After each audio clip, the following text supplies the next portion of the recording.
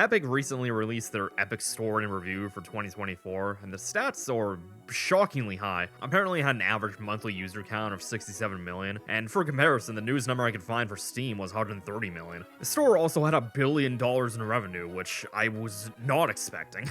But to be honest, I think these numbers are a bit misleading. They don't really tell the full story. The user count is probably accurate, but if you look at the total gameplay hours versus only the third-party gameplay hours, that's a pretty big drop-off.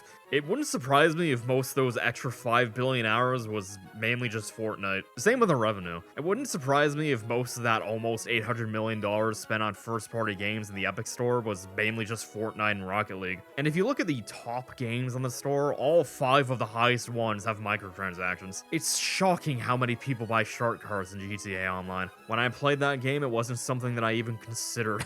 I had more fun playing the single player. I have no idea how the top games are determined. It says by player spend and engagement, so probably a combination of playtime and generator revenue. I'm really curious how these numbers would compare to Steam, but Valve is a private company, so they don't have to brag about their numbers if they don't want to. That 130 million active monthly users thing was from 2021, and it's still the newest number Valve's given us as far as I know. These statistics seem pretty impressive at first glance, but it seems to line up with how most people I know use the Epic Store. They just use it for Fortnite, maybe for Genshin or Star Realm, and maybe they bought 1 or 2 games on it. Me personally, I only use this for the free games they give out, none of which I ever got around to playing. I'll hop on Fortnite once in a blue moon, as the kids say, but that's about it. I've only ever bought 1 game on the Epic Store, and it was recently. Alan Wake 2 was on sale for 25 bucks, and it also came with a remaster of the first game. Both of these games are published by Epic, so I doubt it'll ever come to Steam at this rate. I also figured this was the cheapest it'll ever be, so might as well pick it up. I haven't played either game yet. Stop making me remember the stupid amounts of games I still need to play. Most people I know just see this place as a worse Steam. Everyone I know who's bought a game on there only bought it because it wasn't on Steam, including me. Steam more or less has a monopoly on PC gaming, and while that's obviously a bad thing, it doesn't really bother me. Like, it doesn't seem to be bothering anyone. Steam is probably the least monopolistic monopoly there is. Other PC game stores exist, but Steam is the only one worth a damn.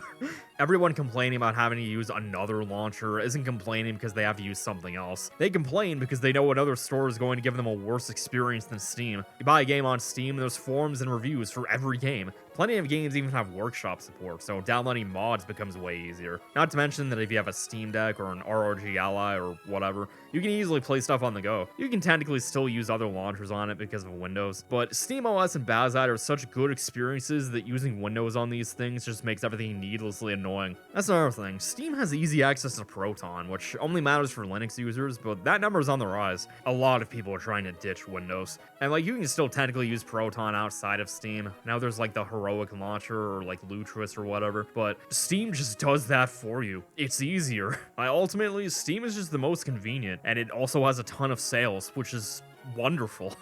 Now, to be clear, a real competitor to Steam would be great. Valve is just one bad CEO away from being the worst thing to happen to PC gaming. Gabe Newell isn't going to be around forever. Hopefully Gabe's successor has the same values as him and the company continues as it's going for the foreseeable future, but we can't know for sure. Steam still needs something to break its pseudo-monopoly. Even if Steam's still on top, more options is never a bad thing. But I guess that's why Steam's market share continues to fascinate me. Despite being the biggest PC store by a country mile, they just keep making it better, even though they don't have to. It genuinely feels like Valve is trying to make a good service. And in an age where everything is getting worse and more expensive, Steam just keeps getting better and cheaper. Valve definitely isn't a perfect company or anything. They went radio silent on game development for nearly a decade, which they're luckily trying their best to fix right now. And they have a pretty bad Counter-Strike gambling scene. I'm not getting into that, but it gets pretty crazy. But right now, they're one of few companies that don't feel like they're trying to squeeze every last penny out of me, so I have to respect them for that. Although for how good Steam is, I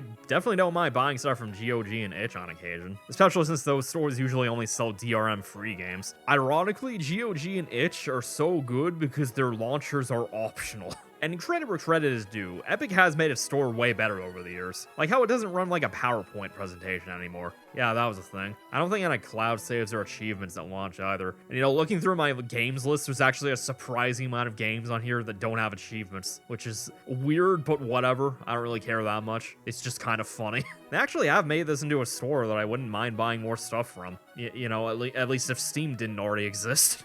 Am I part of the problem? I don't know. because it's just too little too late. When they kept making certain PC games Epic exclusive, they ruined the store's reputation by forcing it on people in a very subpar state, and it just felt like a shittier Steam. And now people only use it for the free games and games that aren't on Steam. At this point, I don't think there's anything else that they can really do other than just pray that Valve's next CEO is Mark Zuckerberg or Jeff Bezos or some other ultra-rich asshole like that. You know, maybe Valve could get bought out by Microsoft.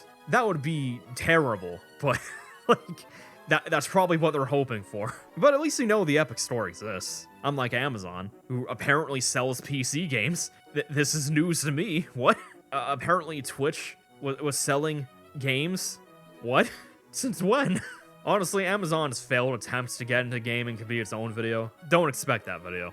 I have run this topic into the ground already, so it's been fun. Take care, everyone.